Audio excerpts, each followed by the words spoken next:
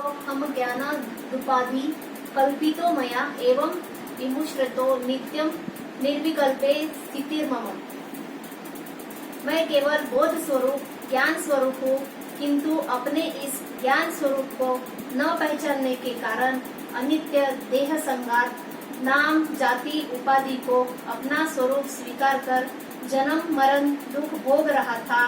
किंतु अब गुरु कृपा से आत्मचिंतन, आत्मविचार प्रतिक्षण करते रहने से मेरा देह से तादात्म्य टूट चुका है।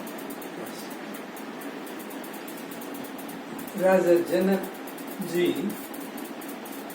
अपने गुरुदेव अष्टावक्र जी को अपनी अज्ञानता के संबंध में कह रहे हैं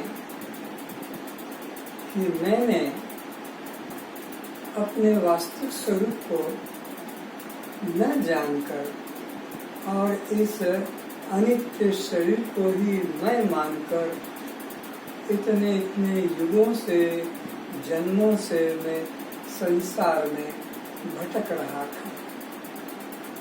किंतु आपके उपदेश से, आपकी कृपा से मेरे वास्तविक स्वरूप का मुझे बोध जागृत हो गया कि यह जन्म मृत्यु धर्मी शरीर में नहीं हूँ। मैं इससे पृथक, इसको देखने जानने वाला केवल दृष्टा साक्षी आत्मा हूँ।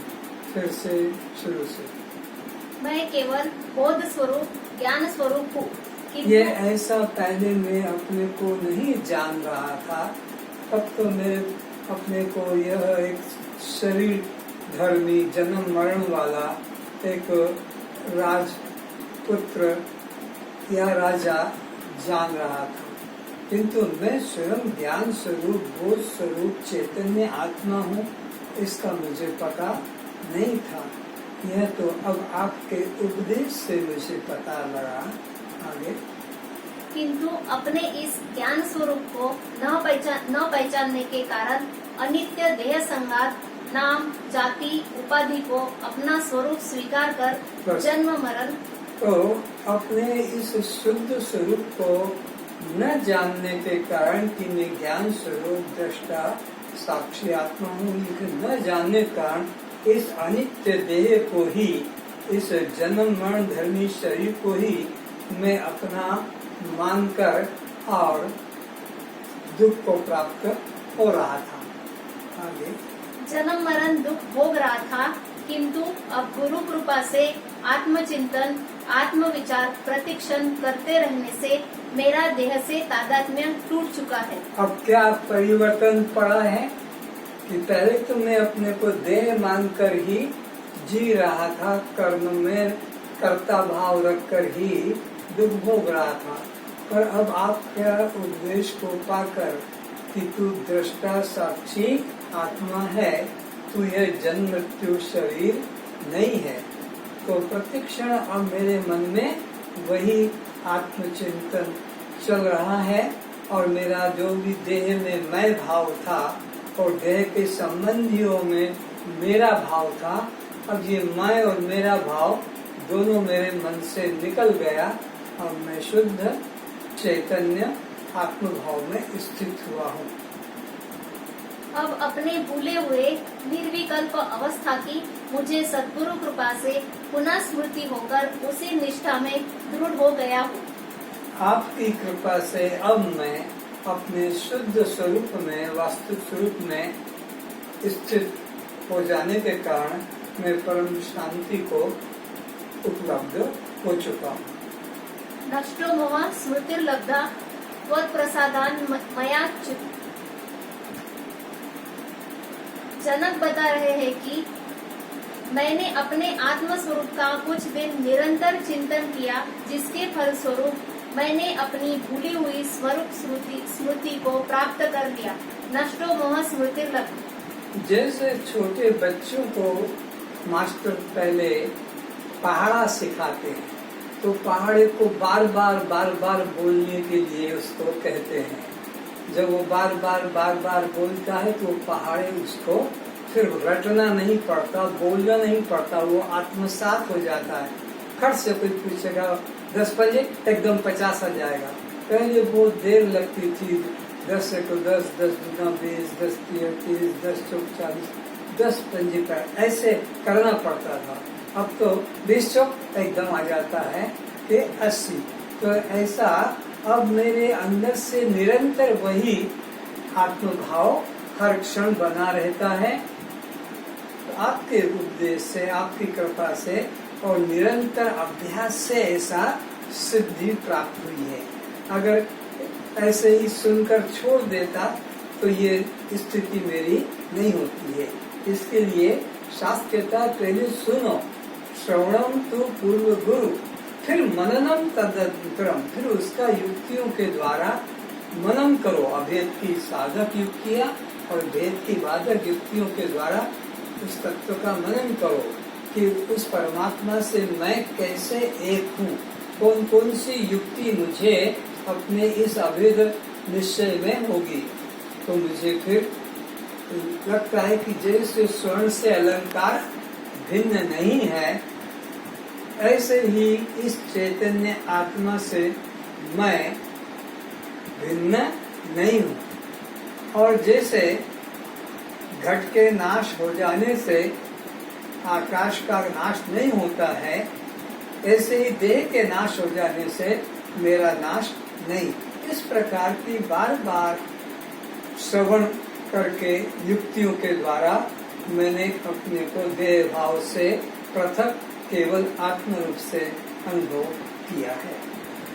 मैं केवल ज्ञान स्वरूप आत्मा हूँ, दृष्टा स्वरूप हूँ, साक्षी स्वरूप आत्मा हूँ। आत्म स्वरूप के अज्ञान से ही मैंने इस अनात्म देह संघात के साथ आत्म बुद्धि अर्थात मैं भाव, मेरा भाव कर लिया था। अब स्वरूप विचार करते करते मेरी स्थिति वही निर्विकल्प समाधि में हो गई है। अहम निर्विकल्पो निराकार रूप। तो पहले तो मैं देह भाव में ही जी रहा था, कर्ता भाव में जी रहा था। अब वो मेरा देह भाव, जीव भाव आपके उपदेश से निवृत्त हो गया है और अपने दृष्टा साक्षी आत्म भाव में मेरी बुद्धि की दृढ़ता हो गई है। अब विचार का भेद समझे कि यह विचार की क्या साधना है। हम प्रत्येक कार्य तो विचार कर ही करते हैं। किसी से काम करते भूल हो जाती है तो उसे यही कहते हैं कि यदि तुमने यह काम विचार करके किया होता तो यह भूल न होती। तो उपनिषद भी कहता है अविचार कृतो बंधो। अविचार से ही हमारे सब काम बिगड़ जाते हैं। विचार के द्वारा ही वो भूल ठीक हो जाती है। तो वेद मंत्र कहता है अविचार कृतो बंधो विचारान मोक्षो भवति। विचार से वो मुक्ति होती। तस्मात् इसलिए सर्वदा विचार करते रहो। तो यह अविचार से ही त्रुटि होती है। संसार में भी हमें कहा जाता है विचार करके काम करो, विचार करके गाड़ी चलाओ, ध्यान करके गाड़ी चलाओ या विचार करके गाड़ी चलाओ। क्योंकि ध्यान ठीक नहीं होगा, मन अन्य मनस्क होगा, चल किधर रहे, सोच किधर रहे हैं, तो वो काम हमारा गड़बड़ हो जाता है। तो अब मेरा ध्यान मेरे स्वरूप में स्थित हो गया है। अब अविचार से विचार में मैं आ गया हूँ।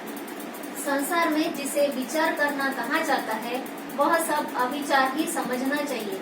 इसलिए वे असफल होने से दुखी होते रहते हैं। कहते हैं बिना विचारे जो करे सो पाछे पछताए, काम बिगाड़े आपनो जग में होत फसाए। यह विचार साधन का प्रयोग जगत गुरु शंकराचार्य के द्वारा भी बतलाया गया है। चित्तस्य शुद्धये कर्मण तु वस्तुप्लब्धये वस्तु सिद्धिर विचारेण न किंचित कर्म कोटि भी। अविचारो कृतो बंधो विचारान मोक्षो भवति तस्मात् सदा विचार्येत्। ये उपदेश शंकराचार्य ने भी अपने विदेश चूड़ामणि में बताया है और इसी बात को पैंगल उपनिषद में भी बताया है। क्या कहा है वहाँ पर कि विचार के द्वारा ही इस तत्व की उपलब्धि होगी। कर्म की आवश्यकता नहीं है। कर्म की वहाँ आवश्यकता होती है जहाँ वस्तु पहले से उपस्थित नहीं है। पर जो वस्तु पहले से ही उपस्थित होती है, पहले से ही जो विद्यमान होती है, उसके लिए कर्म की अपेक्षा नहीं है, विवेक विचार की आवश्यकता है। तो वो जो परमात्मा की प्राप्ति की बात मन में सबके है, वो अविचार से ही अप्राप्त सा हो रहा है। और सद्गुरु के द्वारा, सत्संग के द्वारा विचार करने से वो प्राप्त हुआ सा प्रतीत होता है, पर न वह अप्राप्त था न वह प्राप्त होता है, बल्कि वो स्वयं ही है। पर अविचार से, अज्ञानता से वो हमें लगता था कि हमें अभी पाना है, दूर है। और विचार करने से फिर पता लगता है कि वह मैं हूँ। कहते हैं पाया कहे सो बावरा, खोया कहे सो क्रूर, पाया खोया कुछ नहीं जो का त्यों भरपूर। तो परमात्मा के बारे में जो ऐसा विचार करते हैं कि मैं साधन करके, ध्यान करके, कुंडलिनी जागृत करके, षट चक्र भेदन करके, तप करके एक दिन में उसे प्राप्त कर लूंगा, ऐसा जो विचार करता है मन में, तो कहते हैं ये मंद बुद्धि का है, इस बुद्धिहीन है। क्योंकि वो पदार्थ तो नित्य प्राप्त अपना स्वरूप है, और ये साधन का कष्ट उठाकर और कहता है मैं प्राप्त कर लूंगा, तो ये भी भूल है। और मिल गया यह कहना भी महान भूल है। परमात्मा न खोया है न पाया है, वो तो अणु अणु में, कण कण में, सब रूपों में वह एक ही तो विद्यमान है। कौन पाएगा, किसे पाएगा, कौन ध्यान करेगा, किसका ध्यान करेगा, कौन खोजेगा, किसको खोजेगा। खोजने वाला भी वही, ध्यान करने वाला भी वही, प्राप्त करने वाला भी वही। उसके अलावा कोई दूसरा प्राप्तव्य पदार्थ, खोज से मिलने वाला पदार्थ नहीं, वह स्वयं ही है।